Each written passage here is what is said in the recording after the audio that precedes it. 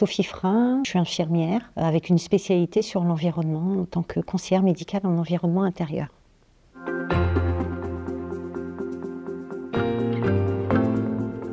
On ne travaille que sur demande des médecins. Ça évolue un petit peu, puisque maintenant, depuis cette année, en fait, avec l'Agence régionale de santé Bretagne, on a fait le choix que les sages-femmes puissent nous solliciter également.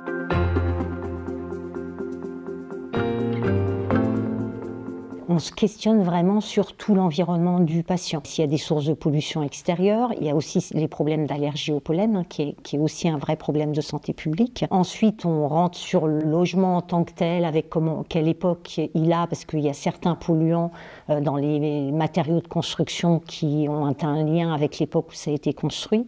Et puis après, on va être vraiment dans comment je vis et qu'est-ce que je fais à l'intérieur de cet environnement, avec toute la partie entretien, ventilation, aération, parce que tout ça va avoir un impact sur la qualité de l'air intérieur.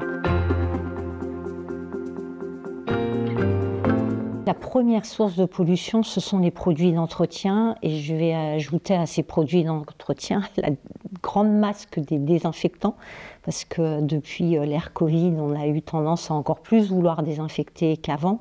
Puis après, tout ce qui est parfum d'ambiance, vraiment c'est cette grande famille-là, auquel on va ajouter les lessives et tout ce qui va désodoriser les lessives. La deuxième source de pollution, c'est beaucoup l'humidité, avec une augmentation du risque de moisissure dans l'environnement intérieur. Il faut vraiment se dire que limiter l'exposition, c'est ne pas induire de pollution. Et puis après, des bons gestes qu'on avait mis en place, c'est aérer. C'est pas aération ou ventilation. Il faut vraiment les deux dans un espace clos. Il faut se dire que dans nos logements, c'est pas parce qu'il y a une ventilation qu'il ne faut pas aérer.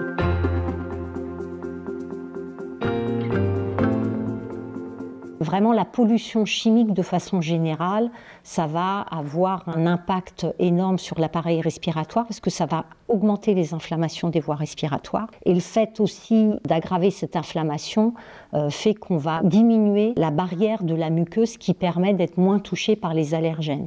Une mauvaise qualité de l'air intérieur due aussi bien à la pollution chimique qu'on va induire qu'à la pollution biologique, tout ça, ça provoque une inflammation supplémentaire des voies respiratoires.